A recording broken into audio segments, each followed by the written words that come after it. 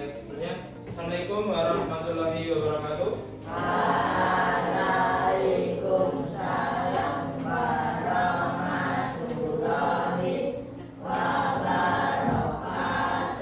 Baik, di sini nanti kita akan belajar tentang coding, terutama materi berpikir komputasional dan apa itu tentang berpikir komputasional. Oke, sebelumnya kita berdoa terlebih dahulu. Mungkin dari salah satu kalian pemimpin doa, silakan.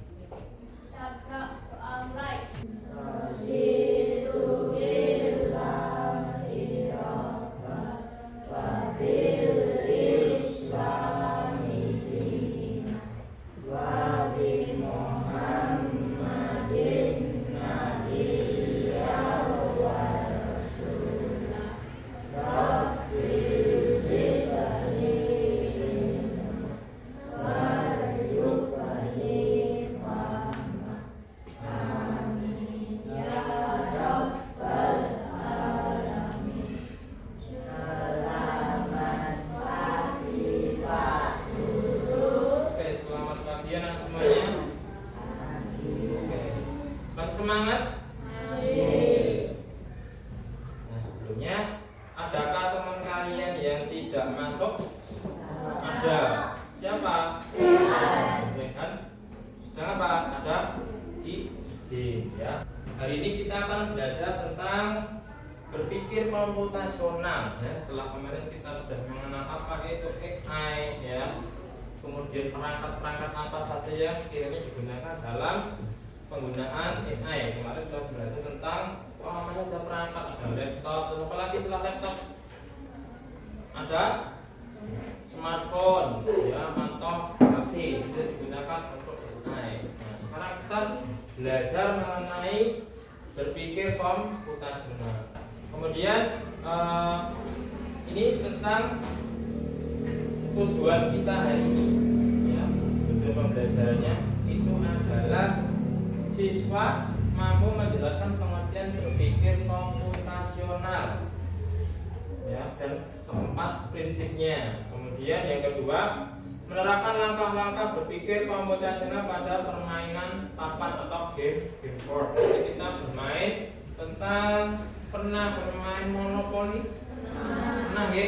Jadi monopoli itu salah satu contoh penerapan dari berpikir komputasional. Kita coba nanti ya. Kemudian siswa dapat mempresentasikan solusi permainan dengan urutan algoritma yang tepat dan kreatif. Ini tujuan pembelajarannya. Berikutnya, nah, kita menyanyikan lagu Indonesia Raya terlebih dahulu. Silakan untuk berdiri sejenak.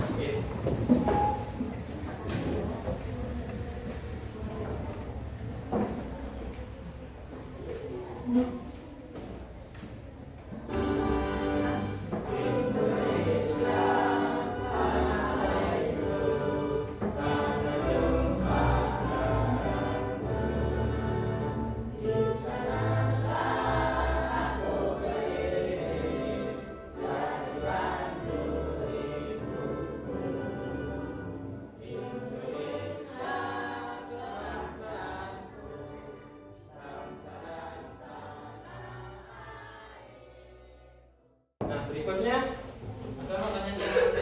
Kalau kalian mau membuat mie instan, apa yang dilakukan lebih dulu? Pernah membuat mie instan? Pernah? Oke. Kira-kira apa yang dilakukan terlebih dahulu? Apa? Air diapakan? Hah? Kita mempersiapkan dulu apanya dulu? Hah? Mie instannya dulu, alat bahannya disiapkan dulu mie instannya, kemudian apa lagi? Terus air, terus apa lagi? Panci, kemudian diapakan? Direbus atau digodok, kalau bahasa Jawanya digodok ya. Kemudian masukkan mie ke dalam air, kemudian rebus hingga matang. Kurang lebih berapa menit? 2 atau 3 menit. Kemudian setelah itu diapakan? Ditiriskan, lalu dikasih apa? Bumbu. Baru diaduk terus baru dimakan. Itu ada langkah-langkahnya. Kira-kira itu urutannya seperti itu ya. Berurutan ya, jangan sampai kita mau makan dulu baru bikin. Apakah bisa? Tidak bisa. Harus urut. Kemudian, pernahkah kalian melihat orang membuat robot untuk mengikuti jalur? Nah, ya, robot itu bisa mengikuti jalur. Sekarang namanya teknologi, ya. Ada perkembangan yang sangat pesat menggunakan AI. Robot diperintahkan untuk mengikuti jalur. Kemudian ada robot yang bisa apa? Terbang, ada yang bisa jalan. Sing bisa terbang apa contoh nih? Apa yang bisa terbang? Sing anggo remote kae. Iya, pakai drone. Ada drone yang bisa tanpa kendali manusia, ada diprogram otomatis nanti akan terbang sendiri. Ya, itu contoh-contoh dari teknologi yang sudah diterapkan di era sekarang. Berikutnya, apakah itu berpikir komputasional? Ya, semua teknologi menggunakan komputer. Ya, sekarang sudah tidak asing lagi namanya komputer. Apakah itu berpikir komputasional? Yaitu cara memecahkan masalah seperti yang dilakukan oleh komputer, ya, yaitu dengan menggunakan langkah-langkah logis dan teratur. Seperti kalian hanya membuat sesuatu menggunakan komputer. Dulu pernah pada saat AMBK, ya, kalian membuka komputer, ada langkah-langkahnya. Caranya pertama kali diapakan? Dinyalakan dulu, kemudian ditunggu prosesnya baru muncul. Berarti tentang berpikir komputasional, konsepnya yaitu berpikir layaknya seperti komputer, ya. Kalau pernah main game, saya bisa menggerakkan avatar, bisa maju, mundur, kanan, kiri. Nah, karena saya pernah main game FF, ya loh. Itu kan ada orangnya kan kamu sudah custom, ya. Kemudian disuruh berlari, kemudian menunduk, kemudian bisa pergi ke kanan, ke kiri atau menaiki kendaraan. Itu contohnya kita mengendalikan, ada inputnya, kemudian komputernya itu berproses, ya. Gamenya itu menggunakan pemikiran komputer seperti apa yang diinputkan.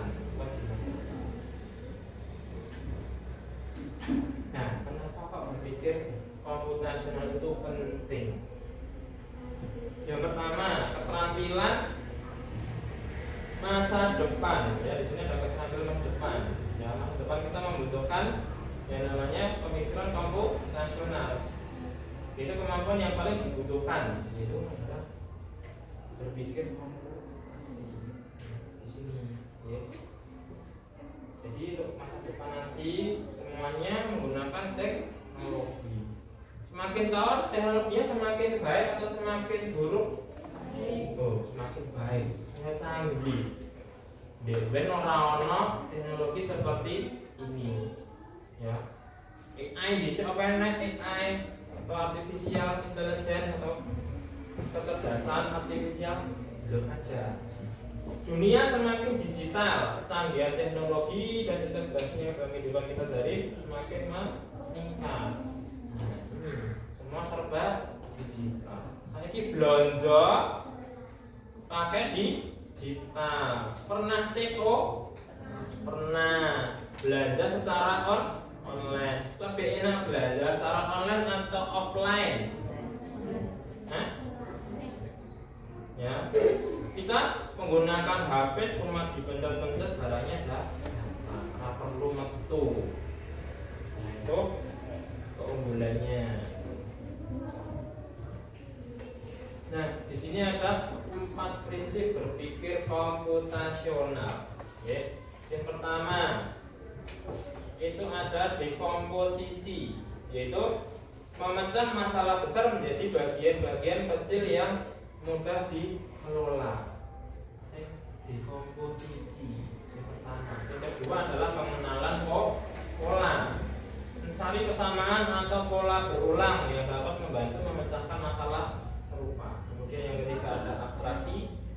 mengidentifikasi informasi yang penting dan mengabaikan detail yang tidak relevan. Kemudian terakhir ada 4, yaitu algoritma. Menyusun serangkaian langkah-langkah berurutan untuk mencapai solusi. Jadi ini penjelasannya yang lebih ringkas ya. Contoh dari dekomposisi.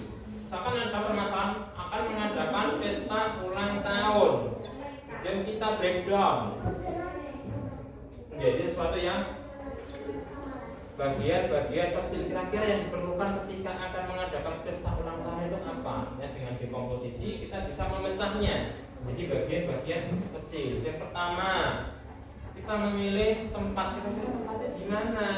Apakah di rumah atau di resto atau tempat lain?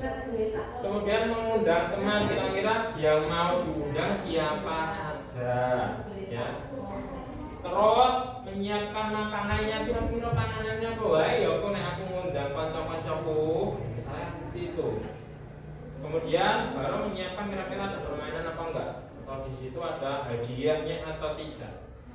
Nah, itu contoh dari dekomposisi. Ada satu masalah ini akan mengadakan pesta ulang tahun, kemudian kita memecahnya bagian-bagian yang lebih kecil. Kira-kira apa wae yang dibutuh nih?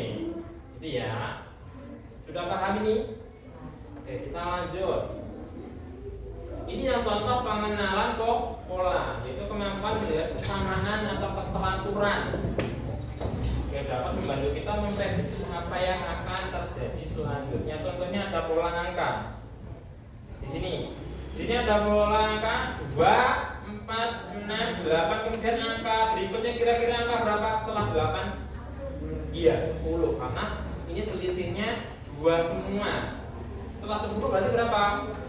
12. Jadwal sekolah misalnya ini, Senin olahraga, Rabu musik, Jumat olahraga. Kemudian hari berikutnya nanti apa? Dan Jumat apa? Kok kegiatannya apa? Olahraga kira-kira apa? Ini urutannya olahraga, musik, olahraga, musik. Nah, ini pengenalan polanya sama, ya. Contohnya ada pola permainan, ya. Misalnya ada permainan strategi yang digunakan lawan dalam permainan. Oke, mesti polanya itu dari kunci rono. Ya, mungkin kalau kalian sering main game pernah menemui itu ya, menjumpai kok kita musuhnya ini rono berarti. Nah, itu yang namanya pengenalan pola. Berikutnya yang ketiga, ini abstraksi. Nah, abstraksi ini yaitu menyederhanakan. Oh, dari yang atas dulu, kemudian tengah, kemudian bawah, kira-kira terakhir itu baru dicari manakah yang paling relevan. Yang tidak relevan nanti akan dibuang. Nah, ini contohnya algoritma membuat mie instan. Nanti seorang asing ya, tidak asing lagi kita membuat mie instan. Semuanya bisa membuat mie instan sendiri? Bisa ya? Bisa. Kira-kira mudah atau susah? Mudah. Ini ya. Ya, algoritma itu serangkaian langkah-langkah yang jelas berurutan untuk menyelesaikan suatu tugas seperti resep masakan, ya. Langkah-langkahnya ini panaskan air, mendidih, masukkan mie. Ini kita akan main tentang game, yaitu game rot seperti mono. Ya, sekarang ini sudah tertentukan kelompoknya, ini kelompok 1, 2, 3, 4. Ya, sudah tergabung bersama kelompoknya. Nah, sekarang kita bermain yang namanya monopoli berpikir komputasional.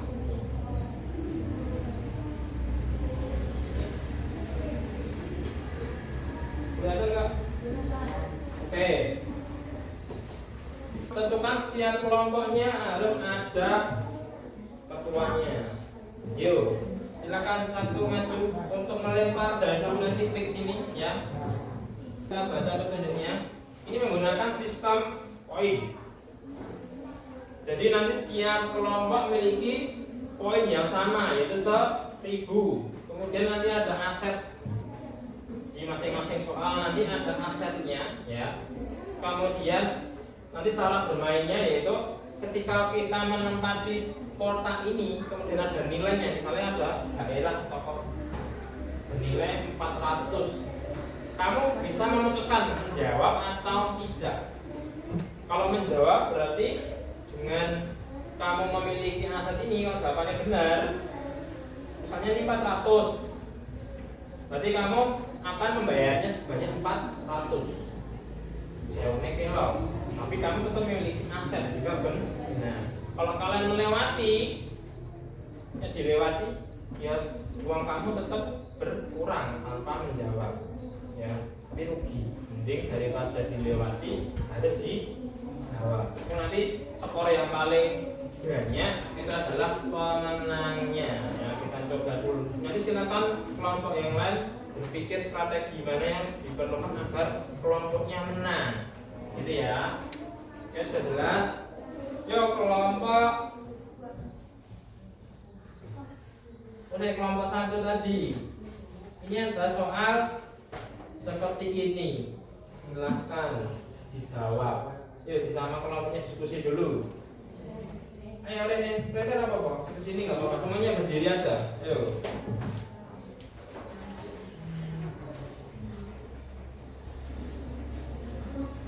Tolong jelaskan langkah-langkah persiapan ketika upacara. Langkah-langkah nek arep upacara ini ngopo wae, begitu. Bendera terus apa lagi? Petugas yang mempersiapkan pasukan terus apa lagi?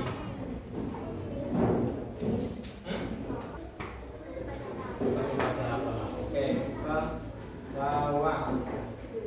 Nah, berarti ini kelompok 1 sudah mengamankan daerahnya ya. Walaupun ini nilai 200, nanti kamu ketika ada temannya yang lewat sini membayar sewa kamu. Oke, lanjut kelompok 2 ayo. Silakan diklik dulu jadunya sasae. Klik.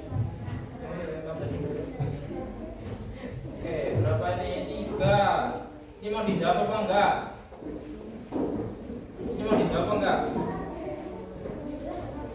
Langkah-langkah mencuci sepeda. Bagaimana? Diskusi dulu yuk. Menyiapkan spons. Kemudian yang kedua, basahi sepeda dengan air. Kemudian terus baru dibilas. Oke. Berikutnya, yuk kelompok 3. Oke ini ya. Lanjut kelompok 4. Ujuk-ujuk yang long duite. Ya, silakan klik bajunya. Diklik dulu.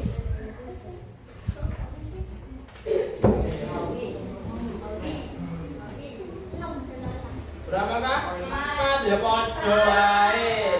Sama saja kamu mendapatkan membayar pajak investasi pendidikan. Tapi poinnya kurang ya. Lanjut kelompok 1 lagi yuk. Lanjut 1.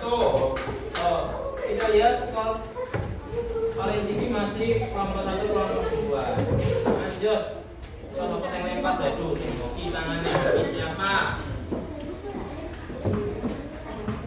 Oke, ini dadunya kena. Oh, tentang network. Ini nggak ada pengaruhnya apa-apa. Oke, lanjut ya. Dijawab apa enggak? Kelompok 3. Ada urutan bentuk segitiga, segi 4, segi 5. Apa 3 bentuk selanjutnya? Apa? Segi 6. Kemudian yang kedua segi 7. Terus terakhir berapa? Segi 8. Oke, sudah selesai ya. Karena yang lain sudah poinnya habis. Nah, ini kita lihat di boardnya. Selamat untuk kelompok 1.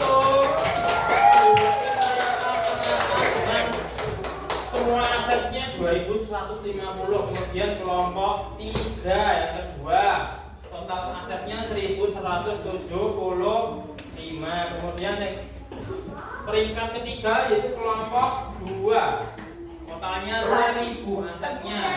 Yang terakhir kelompok 4 hanya memiliki aset 575. Jadi rugi awal modalnya 1000, tinggal 5. Nah, tuh. Sing ora rugi ini kelompok 3 nggak rugi tetap. Sing untung kelompok 1 dan kelompoknya ini kelompok 3. Sing peringkat kedua. Oke.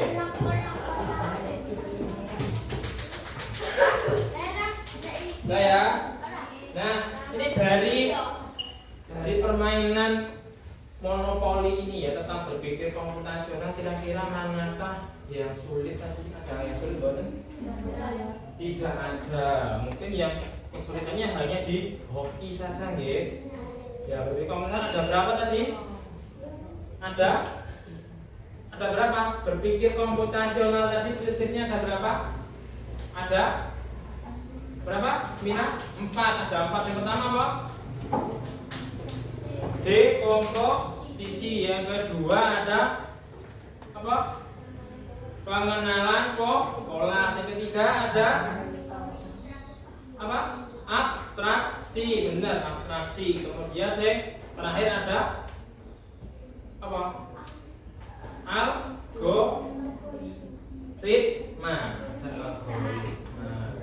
Gitu ya. Jadi ini tadi mengenai belajar tentang berpikir komputasional. Selanjutnya ini kita memberi perintah untuk membuat permainan tentang monopoli. Tadi ya.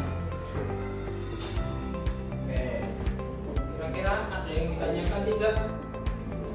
Tidak ada. Kalau ada pertanyaan, mungkin kita lanjutkan di pertemuan berikutnya. Yang kita akan belajar mengenai pembelajaran yang menggunakan aplikasi Scratch, ya. Scratch, kemudian ada kode.org dan sebagainya di pertemuan ini kita lakukan sekian ya. Nanti setelah diakhiri, nanti lanjut ke materi selanjutnya. Nanti adalah pelajarannya sesuai dengan apa yang sudah ada. Ada yang ditanyakan mengenai pembelajaran hari ini? Sudah jelas semuanya? Sudah. Beri tepuk tangan untuk kita semuanya. Nah, dari pertemuan ini kita belajar gitu bahwa semua soal-soal bisa kita kerjakan dengan secara berurutan. Berpikir layaknya komputer, pikirnya berurutan. Ya, ada masalah, terus kita breakdown, terus dikenali polanya, kemudian abstraksi, pilih mana yang baik, mana yang sesuai dan tidak perlu menyusun kata-kata ini. Oke, nah ini cukup sekian dulu. Assalamualaikum warahmatullahi wabarakatuh.